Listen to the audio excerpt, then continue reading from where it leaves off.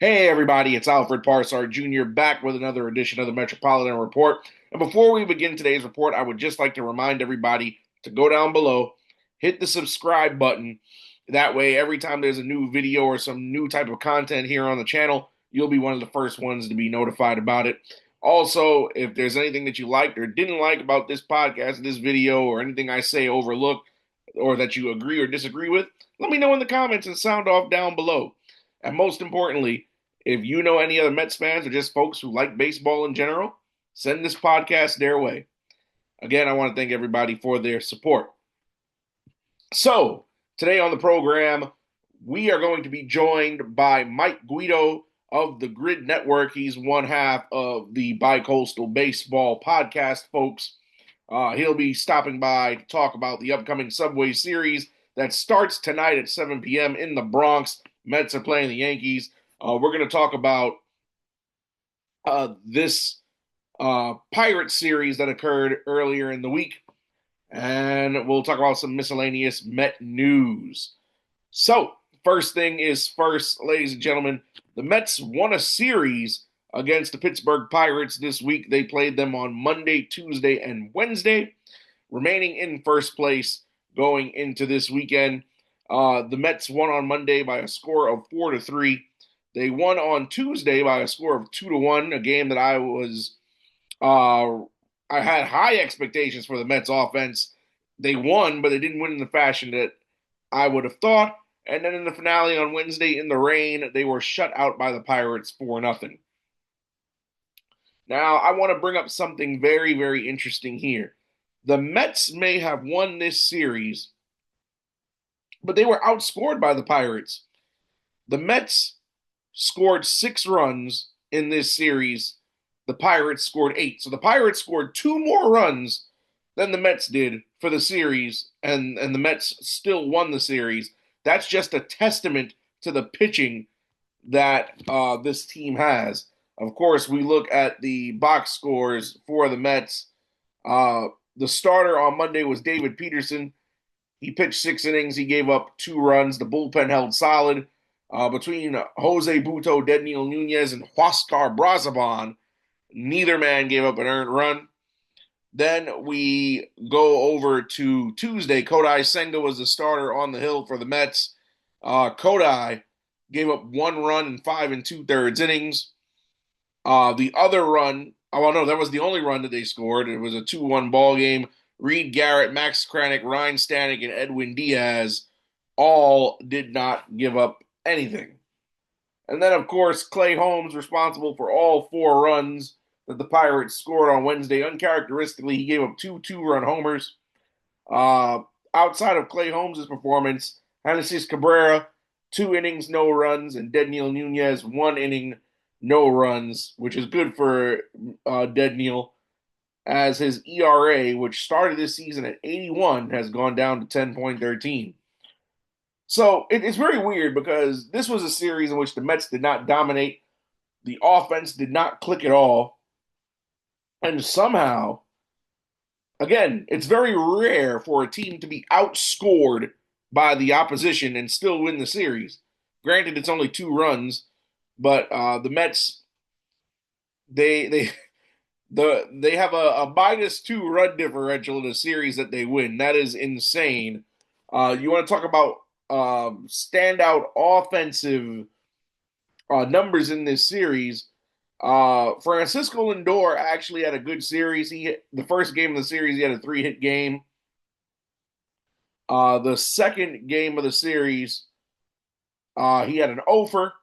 And then, of course, in the shutout Wednesday, Lindor also again had an offer.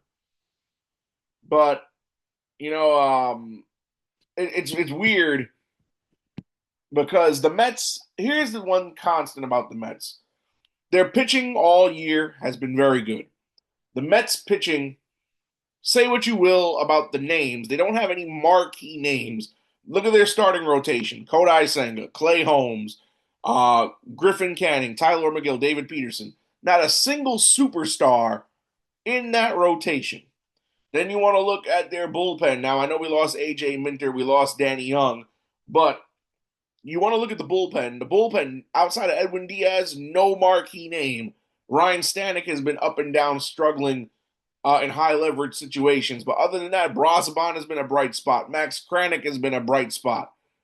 Diaz, who's had his struggles in non-save situations, but when the game's on the line, Diaz has yet to blow a save all year. Granted, he gets those saves, almost giving folks a heart attack with the walks and the base hits he gives up. But at the end of the day, when he comes into the game, he clamps down and shuts the door. And then of course you got the recent veteran pickup in Genesis Cabrera, and the return of Dedniel Nunez, two guys who, when they come into the game, you get nervous because you never know what type of outing you're going to get. Dedniel Nunez, his first appearance in Arizona, he got shelled. He didn't even make it out of the inning he pitched in. And then we have performances like a couple days ago where Dedniel Nunez lights out. So, uh, again, it's a testament to how good this Mets, not only just the starting rotation, but the bullpen. Because again, the Pirates outscored the Mets 8-6, but the Mets were still able to take the series. And when you only score 6 runs in a 3-game series, that means your offense is lacking. And if this is the start of a slump, this is a very, very bad time to have a slump. But kudos to the Mets pitching staff for carrying them through and getting them through that Pittsburgh series, because if the pitching was mediocre to poor, not only would the Mets have lost that series, that run differential would be far worse than just -2 runs. So again, this staff of outside of Senga, who was the ace, who's arguably the ace of the staff, this rotation and even some of the guys in the bullpen is like a hodgepodge mix of guys who are either outcast from where they came from, guys who were given up on by other organizations, guys who weren't expected to perform how they've been performing this season. So my hat's off to David Stearns and Jeremy Hefner and this Mets pitching lab, because they really, and I'm going to be very honest with you, the beginning of the season in spring training, I did not have high hopes for some of these guys. Like, I would have never predicted Griffin Canning to start 5-1 to begin his season, and every start he's had all year, all of them have been quality starts. I would have never guessed that. So my hat's off to the work that this pitching lab has done. But the Mets, they did win the series against Pittsburgh. We want to look at the standings here. The Mets are 2.5 games in front of the Philadelphia Phillies for that first place spot in the NL East. The Braves finally getting back to 500 at 22-22, but the Mets sit at 28-16. Only one team in all of baseball has a better, well, two teams have a better record than them. Of course, the Tigers and Dodgers tied for the best record in baseball. Both teams sitting at 29-15 as of this morning.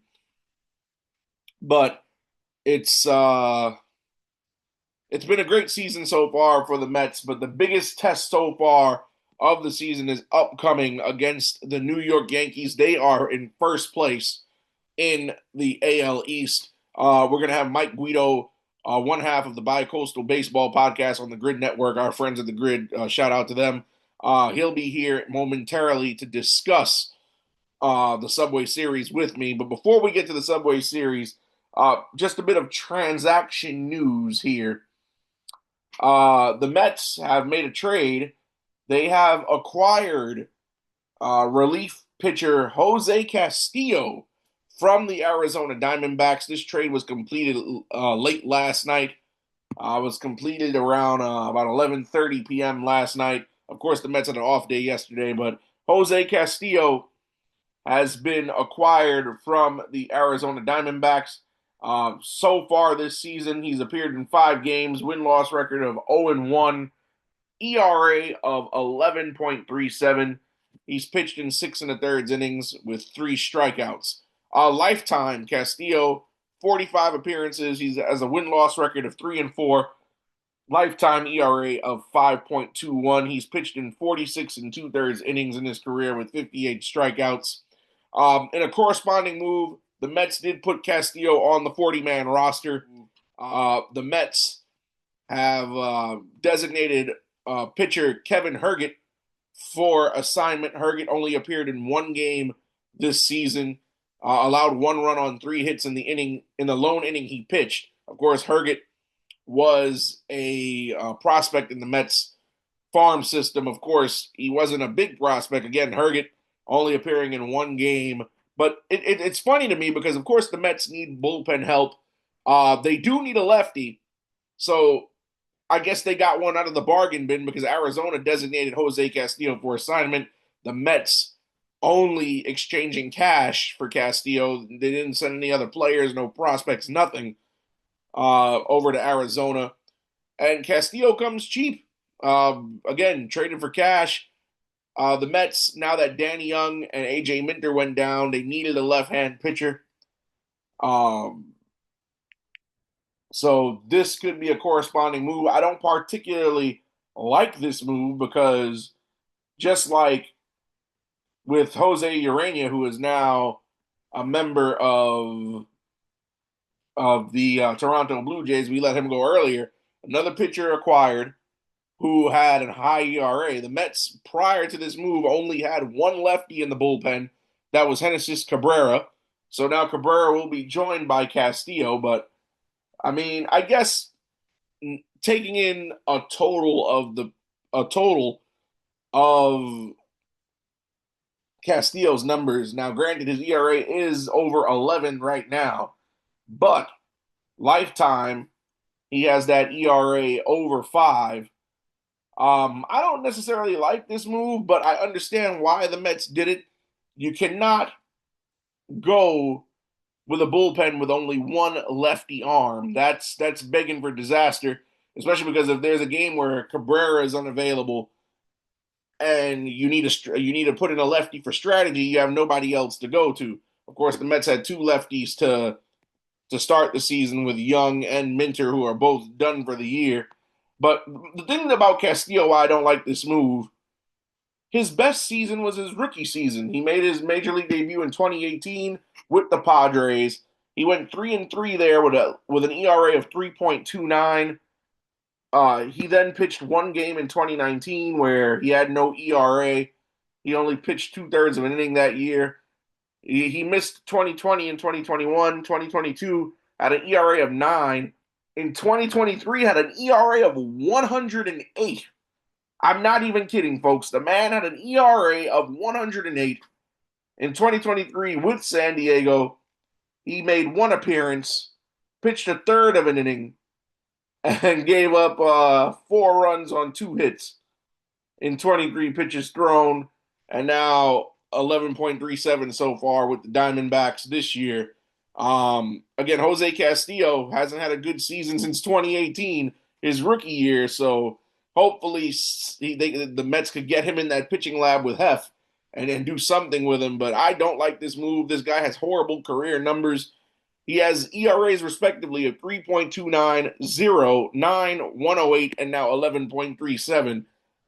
So I don't know how much of Jose Castillo we're going to see. Maybe this is just for some insurance in case Cabrera can't go, because Cabrera is doing great right now. But Jose Castillo, I don't know. I would say I need to see him in game action, but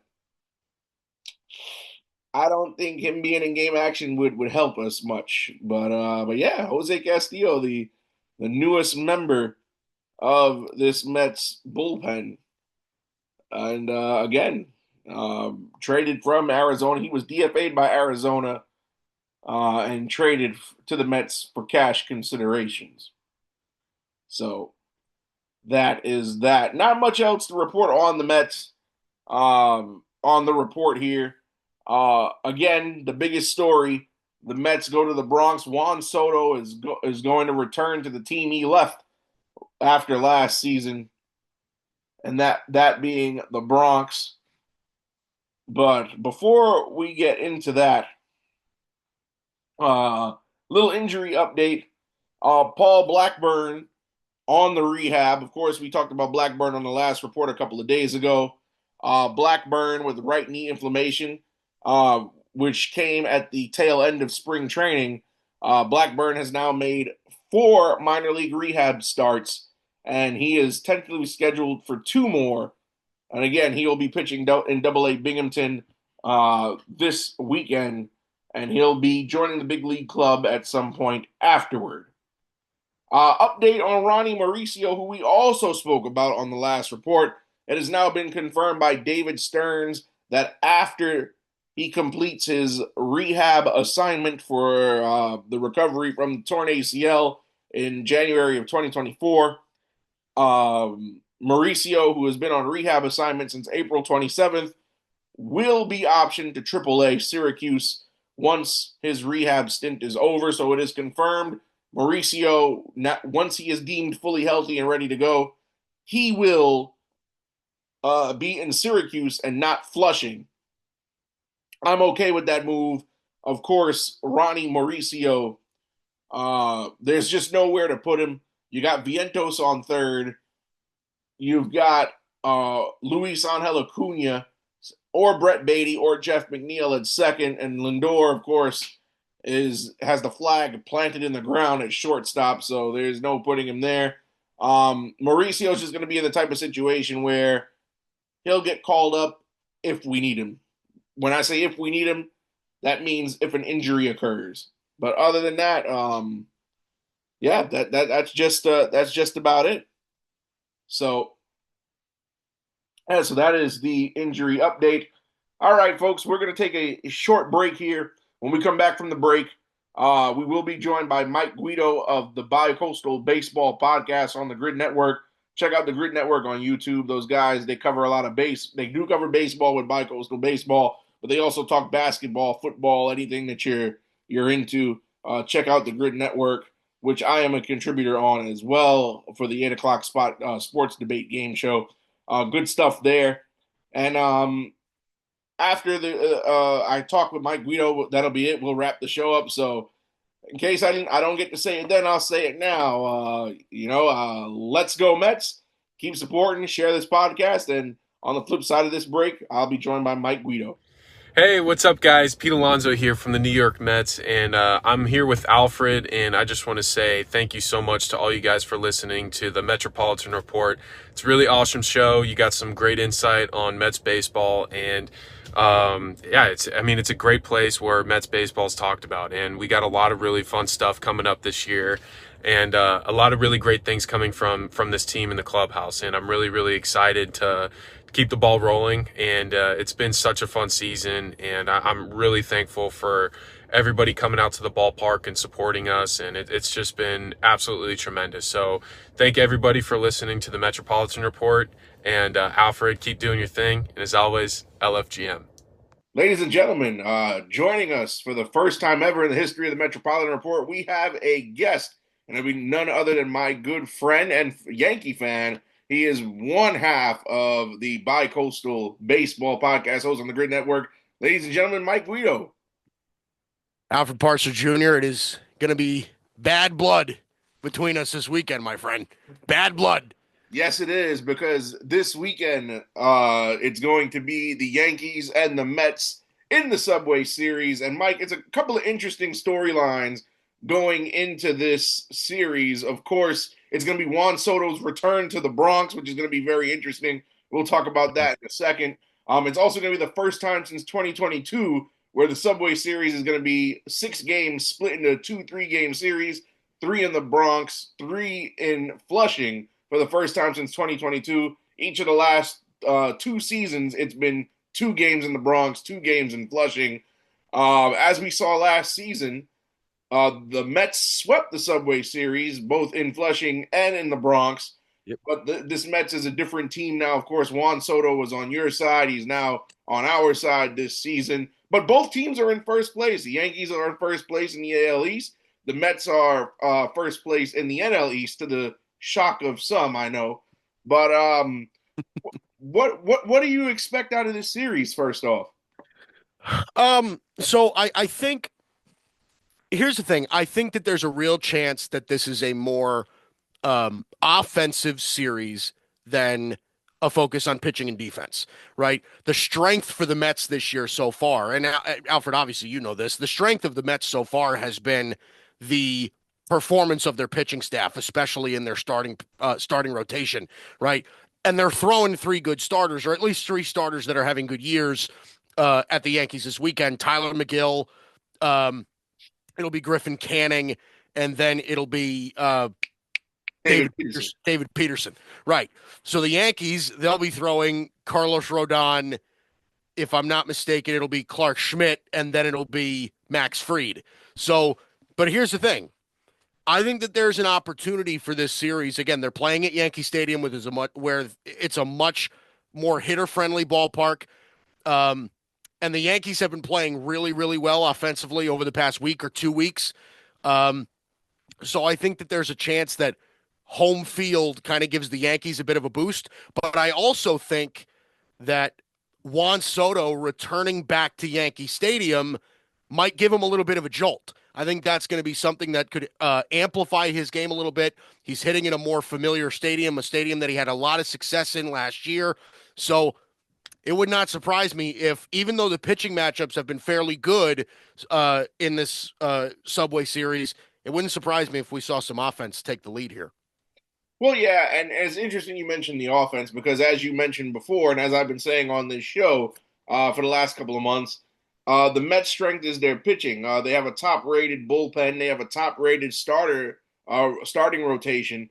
And the one thing I've noticed about the Mets is that if the offense goes quiet, and we saw it in the final game of the Pittsburgh series that just wrapped up, when they don't hit, if they come out flat, they lose. So this is a Yankee team, and now, granted, say what you will about the Yankees. I am not a biased Mets fan. I understand that you guys' lineup is very dangerous beyond Aaron Judge. We've seen Ben Rice smash the ball. We've seen what Trent Grisham, who I think is the surprise revelation for you guys' team No kidding. so far this season. I've seen what you guys can do beyond Aaron Judge. So if the Mets, don't come out hitting, it's going to be a very long day for this Mets club. Now, we mentioned Juan Soto, so I got to ask you, are you one of the Yankee fans that hate Juan Soto, or do you feel indifferent? Because I remember last season, and I've said this a couple times on the show, but I remember last season in the playoffs, there were chants of, please sign Soto, re-sign Soto. And then opening day comes this year, you guys are playing the Brewers, nothing to do with Juan Soto at all, and there are chants of F Juan Soto going throughout Yankee Stadium. So where do you I'll ask you a series of questions. Number one, do you think he's getting booed upon walking into Yankee Stadium in his first plate appearance? And how do you feel about the whole Juan Soto situation? Do you love him still, hate him, or just no opinion? Well, let me tell you this. I think the happiest person on the planet when it came to Juan Soto signing with the Mets was Jose Altuve, right? There's no longer the F. Altuve chants at Yankee Stadium anymore. His name has since been replaced by Juan Soto. So I want to make this perfectly clear. I despise Juan Soto. Okay. I despise Juan Soto, and 100% for leaving us. 1,000%. Okay. I'm bitter. I'm dirty. All of that. I wish nothing but the worst outside of, deadly, serious injuries. I hope that Juan Soto has explosive diarrhea every day of his life forever. Oh my God. I just don't like him anymore. And he left us. To answer that part of the question, I think it is going to be a level of booing that we have maybe never heard at Yankee Stadium. It's not that he's going to be booed. It's I think you're going to see stuff thrown on the field. I think you're going to see, it's not going to be an environment where you're going to feel safe to bring your kids. It's really going to be a lot of intoxicated individuals. And I'm not saying that, going anything further than the boo is warranted, but I do think that that's likely what's going to happen. I think Juan Soto is going to get viciously booed. And listen, everybody knows it, right? Juan Soto knows it. Everybody in the Yankee clubhouse knows it. Everybody involved with this series anybody's going to watch this series or even knows that it's happening knows that he's going to get booed like you wouldn't believe. So, yeah, I'm a big I'm a like I hate Juan Soto now. I really do. Least favorite player ever. And he was one of my listen, it was hard not to love him in the Bronx. I loved him in the Bronx. Loved it. And it just made so much sense. He looked so good in Yankee pinstripes. I'm sure even you, as a dirty old Met fan, right, can say that Juan Soto looked really good in Yankee pinstripes. He And did. then he just ripped it all away. So yeah, I'm bitter. I'm not happy that he left. And yeah, that's I no, not a fan. So you mentioned the pitching earlier, and Yeah, while the Mets are having a really good year starting rotation wise, yeah, they're not sending out Kodai Senga. He pitched in the Pittsburgh series, so you guys won't see the ace of the staff right. this weekend. You also won't see your old friend Clay Holmes either. Right. So Yeah. that leaves the 3, 4, and 5 of the rotation. And, you know, other than the Cubs over the weekend, we have not, and well, the Blue Jays to start the season, but they're no longer in first place now. But this is only the second time the Mets are seeing another first place team that they're going to be playing a series against. And I gotta say, looking at these pitching matchups, 2 out of the 3 pitching matchups favor you guys, and the even Griffin Canning going on Saturday up against Clark Schmidt. Now, while Griffin Canning has been much better than expectations could have ever predicted. You know, Griffin Canning also has yet to face an offense as explosive as this Yankee offense. Between the 3 pitching matchups, I think you guys have the advantage in all 3. Dare I say? What's your take on the pitching between the 2 teams? Yeah, I think you're probably right. I think that if you just look at it on paper, I think that the Yankees have the edge in 2 out of the 3 pitching matchups. I think Griffin Canning does get the nod over Clark Schmidt. Again, this is Clark Schmidt also coming off of an injury. So I think that there is something to be said about Clark Schmidt's not all the way back yet. This is the best Griffin Canning has looked in his entire career.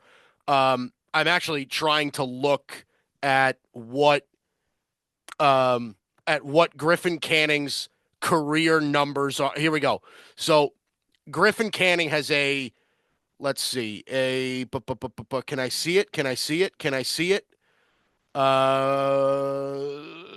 I cannot. I can't find an ERA. I don't know why it's not here. His Why his, wouldn't it have his that? lifetime ERA? His right. I'm Four, looking for his lifetime ERA against the four Yankees. It's a against the Yankees. 3.94. Okay, So he's made 3 starts against the Yankees in his career. He's got a 3.94 ERA, which is, I believe, below what his career ERA is. correct. Uh, His career ERA is is 4.60. 4.6, right? So I listen. I think that there's a chance that Griffin Canning does well on Saturday against Clark Schmidt. I think that's probably the Mets' best chance to win in this series. I think that's their more open opportunity.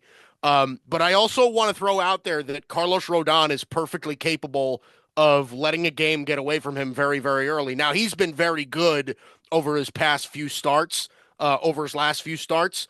So that's going to be something as well. Tyler McGill. And again, I'm not really saying this because I'm a Met hater and all that stuff. I know that I get, that name gets thrown around a lot towards me. I get it. And maybe deservedly so. But I've always felt throughout this year so far that, and you said it yourself, Alfred, that this is a Mets pitching staff that is performing well above expectations, right? Nobody really saw this start from Griffin Canning. Nobody really saw this start coming from Tyler McGill, right? Nobody saw this start really coming from Clay Holmes. Like they're performing way above what I think what they expected. I think eventually that's going to come back down towards the mean a little bit. Like I think eventually you're going to see Griffin Canning have a couple of bad starts in a row. You're going to have Tyler McGill have a couple of bad starts in a row, and then again, it's going to work out perfectly because it's going to come right in time where Sean Manaea comes back and Frankie Montas comes back, and those guys can easily be replaced in that rotation if you need to replace them. But this is a kind of series, Alfred, that I think can this can be the turning point of a staff. So I don't know how sustainable the Mets pitching is at the top of their rotation, but as they're pitching right now, it's really tough to say who the edge is, who has the edge.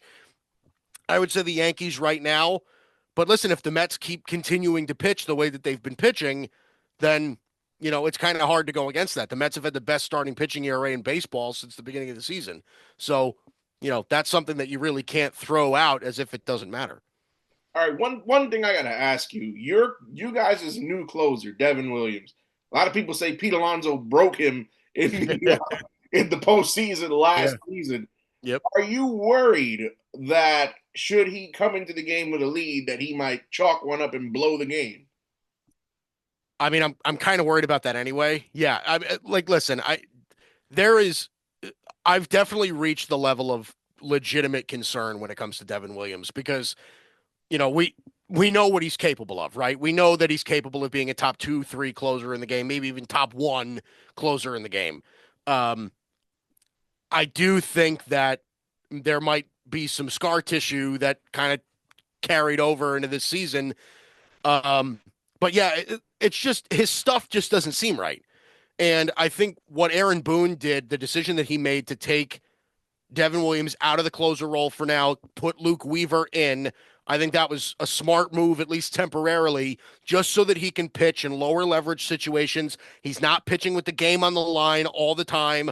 And since he's been taken out of that role, he's been fairly good. So I am a little worried about that. I don't know if it's going to be like a little extra just because he's playing the Mets and, there's, like I said, there's scar tissue with that. Pete Alonso with the crazy home run last year and everything like that. I get it. But I don't know. I tend to think that he'll be fine, but I don't know that if he blows a lead or if he blows a game, I don't know if you can chalk it up to all right, it's because he's playing the Mets. It's because he's really kind of pitched poorly all year. So yeah, I do have legitimate concern about him. I just don't know that it's, based on, what the Mets, based on the fact that he's playing the Mets on this particular weekend. Right, and as I do with every team that the Mets face before a series, I usually do what I like to call the players to look out for. Of course, number one being Aaron Judge. Aaron Judge is off to a monstrous start. I would be a buffoon to deny the impact Aaron Judge is having right now. He's batting 412, 15 home runs, and 41 RBIs. OPS of 1.279. And of course, Judge, even though not a prolific base stealer, has 3 stolen pillows on the season so far. Aaron Judge, of course, always an AL MVP candidate every season. The man is just a walking home run machine. And a lot of people have said that, and now we thought Pete Alonso got off to a great start when he was batting upwards of 340, but Judge over 412, and mind you, nobody's hit over 400 to close the season. I don't foresee anybody having a 400 season if George Brett couldn't do it back in the day. But no, Aaron Judge is just phenomenal, and he's actually one of 2 players that I'm very afraid of in your lineup, especially the way that, especially in game 1, Tylor Megill is a guy who, I've always said it, you never know which Tylor Megill you're going to get start to start. There's the confident, all poised, all calm Tylor Megill who has the swagger one start. And at the very next start you go to, it's the nervous energy, shaky body language Tylor Megill who's given up 6 runs in 4 1/3. So I think Aaron Judge might pose a problem all weekend on that front. And then to the surprise of many, because I thought that this guy was, aging first baseman. I thought that Paul Goldschmidt was just going to be a 1-year rental for you guys. He had a horrible final season in St. Louis last season, well below his standards. I thought that he would be a guy who would hit 220 at best, but even though his power numbers are down, only 5 home runs, He's batting 346 with 22 RBIs, and even Goldie at his old age swiping three bags as well. He's got an OPS of .901. So, what's your opinion on Goldschmidt? Do you think that he's going to get himself a contract extension? Should he keep this up the rest of the season? And do you think the Mets rightfully should be scared of him? Uh, so I'll answer the first question first. I don't think it's going to result in a contract extension. I do think that this is likely just going to be a 1 year rental. If it's not a 1 year rental, they might sign him up for another year after that. But like it's not going to be like they're going to hand him out a 3 year extension and then he's going to be their first baseman, for a few years. I don't think that that's the case. I think they have Ben Rice waiting in the wings to play first base full time. So I think the most likely scenario is that despite the fact that Goldschmidt is playing very well this year, I don't think it's going to lead to an extension for that matter. I just think it's going to be a 1 year rental. But yeah, I think the Mets should kind of be cautious around him just because, like you said, the power numbers are down, but he's putting the ball in play a ton. He's not striking out all that much. And it doesn't seem like, I mean, he's definitely an older player. He's 38 years old, but the athleticism still looks like it's there, Alfred. Like it's not like he doesn't look like he's an old man. He looks like he might be 33, 34 instead of approaching 40, right? So there might be a little something left in the tank for Goldschmidt. I think that he's somebody you definitely have to pitch around because he can make you pay. Even if, like, listen, the power numbers are down, but he can still put you out of the park. And at the same time, he's just he's a master at finding gaps. He's been that way his entire career, back when he was in Arizona, then when he went to St. Louis, and even this year with the Yankees, he's finding ways to hit it where they ain't, right? Like that's his specialty of what he does at the plate, and especially for a lineup that features somebody like Aaron Judge. Goldschmidt has led off at points. You have to make sure that a guy like Goldschmidt isn't constantly on base for the middle of the order to drive him in at the very least. So, yeah, I think he's somebody you definitely have to look out for. Aaron Judge obviously goes without question. He's on another planet. I don't really like, I'm really growing concerned that he's not one of us. Like he's, some sort of, alien life form, some sort of traveler, something like, I don't know. But it's been really fun to watch Aaron Judge so far this season. It seems like every time he steps up, you're just expecting something to happen and you mean it this time. You know what I mean? So it's been really fun. Now, I know you're obviously rooting for the Yankees. I'm obviously rooting for the Mets, but I got to ask you, you are a great baseball mind. So, as somebody who objectively can watch baseball, is there anything on the Mets side that you may be worried about where they either might have a leg up in the series or something that may scare you as a way that they can hurt you? Yeah, I think I'll go back to their pitching staff. I think their pitching staff can really take advantage. The Yankees have a tendency to go cold at certain points. I think the Mets pitching staff is certainly a pitching staff that can take advantage of that. Listen, like I said, they've gotten great production out of out of their starters. If Griffin Canning can come out and give them some solid innings, the Mets don't have to burn their entire bullpen throughout the series. I think that really gives them a leg up because I think what the Mets have shown so far this year is that they keep themselves in games a lot. They really do. Very few games against the Mets really get blown out of proportion. But at the same time, Alfred, and this is why they're in first place, is that they can still kill you offensively, right? Lindor, Soto, Alonso, Vientos, Nim, like it just, you don't get much of a break, especially at the top of the order. So, I think that there's plenty of reasons why the Mets could absolutely win this series. It wouldn't shock me at all if they won this series. So, yeah, listen, but I would say the main point and their main, I guess, winning condition when it comes to this series and a lot of what they've done earlier on in the year, it's been the really high level performances that they've gotten from their pitching staff. Yeah, but I'm going to agree with you. I think the key to this series, I think the Yankees will win if their offense comes out on fire.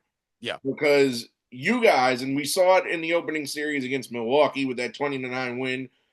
When your offense starts out hot, you guys get up to an early lead, you very rarely ever fall back behind. Right. If the Mets pitching can contain that, and the offense can actually wake up, because when the Mets offense, again, like I said, when they're cold, it's freezing. The pipe, there's no water coming out of the pipes. Yeah. But if the Mets offense could get going early on, I think this is going to be a high offense series. I think it's going to be a tale of whoever strikes first and can keep it going Yeah. is gonna be the winner, because again, you guys as offense, and then even outside of the big two of Judge and Goldschmidt, you guys still get production from guys like Bellinger, Dominguez, Yeah. um, even like we said, Trent Grisham earlier. So Yankee lineup. I mean, we're not talking about a slouch here. So Yeah. Listen, Alfred, the Yankee lineup, I think, has been um like I don't want to say like disrespected or anything like that around baseball because I think people realize what they're capable of. But I think the magnitude of what the Yankee lineup is capable of is really something that gets undermined a little bit. They have 7 guys in their lineup right now that are above league average in WRC plus. Like that's real solid production coming from 7 spots in that order. So not only are they showing that at the top of the order with Goldschmidt and Judge and Bellinger and those guys and Ben Rice, like they're not just showing that those guys can kill you. The guys that are at the bottom of the order, Dominguez, Volpe, Austin Wells, those guys are still guys to look out for as well in that lineup that can do damage. So I think that that's a part that we should be looking out for also. absolutely. So before we let you go, Mike, predictions. How many? Who do you think is winning this series, and what do you have? You have a sweep. You have 2-1. I think it goes split. I'm going to give Yankees game 1, Mets game 2, Yankees game 3. I feel pretty confident about it. I think the most important game of this series is going to be game 1 because I think that's the game that'll give the other team momentum. I think that doesn't really even need to be said. That could be considered redundant, but game 1 is really the game that I feel a little less confident in as far as like where I'm leaning. I think Griffin Canning and Clark Schmidt, I think that leans towards Griffin Canning. I think there's a chance that there's a lull on Saturday where you see the Mets kind of explode a little bit on a Clark Schmidt that's trying to get himself back from an injury. And then the Yankees very rarely lose this year when Max Fried is on the bump. So with the way that Max Fried has been pitching, I think I feel confident about where they go on Sunday. I think the Yankees take that. But game 1, I think that's the game to watch between Carlos Rodon and Tyler McGill. I think that's the game to watch. That could be the game that breaks the series. All right. So Mike Guido's predicting a 2-1 in favor of the Yankees. Now I've Did you done this. expect any? Did you expect anything less, my friend? I've done this before on my show. And I was wrong, by the way, because I predicted we were going to lose that Philly series, and we ended up sweeping the Phils. But I'm going to have to unfortunately agree with you, because the way that Tyler McGill has looked his last couple of starts, he's looking like the Tyler McGill of old. I do think Saturday is coming home with us, just because Canning has been the revelation of the season for us. Very good, yeah. And Sunday, I feel like could go either way, but when you got it, when your opposing starting pitcher is 6-0 with an ERA under 1.5, that's Cy Young candidate stuff right there. So Yeah. Max Fried picking up the slack that Garrett Cole left behind with his injury. So, but we'll see. I hope I'm wrong here, but I do. If the series was in Flushing, I would feel different, because the Mets just can't seem to lose at home. Yeah. But both teams riding high. You guys just came off of a series win in Seattle. We just came off of a series win against Pittsburgh at home. So, I mean, I'm just interested to see Juan Soto's first at bat in the place. He'll get the second at bat because he usually bats second in the lineup. So we'll see that reaction fairly quickly. It is going to be. I think you're going to hear boos while Lindor is still at the plate and Soto's sitting on the on deck circle. Like you are going to hear roaring boos, unlike ones that you've ever seen at Yankee Stadium towards Juan Soto. I think it's going to be something different. All because the man decided to go play somewhere else. And it's not like the Yankees have never lost anybody to free agency before. But Probably nobody of this magnitude, though. I mean, listen, Alfred, nobody, the Yankees don't lose guys like Juan Soto. Usually, if they get them, they keep them. And Juan Soto was the guy who just tore the whole thing apart. well, again, Mets are playing the Yankees in the Bronx this weekend, Friday, Saturday, Sunday. Mike, why don't you plug where the good folks can find you and hear you talk more baseball? Yeah, at Mike Guido 49 on all social medias, Instagram, Twitter. That's it, man. At Mike Guido 49 and the Bicoastal Baseball Podcast. Myself, Dalton Brown, every Monday, 8 o'clock Eastern, exclusively on the Gryd. Again, I do look forward to having you again because, like we said, there's going to be 3 more games, 4th of July weekend. So if you're available, you're more than welcome to come on the show and talk Subway Series again. yeah. Listen, whenever you need me, Alfred, I'll be around, my friend. It's really a pleasure. All right, great having you, Mike. Take care. Yep. See you, bud.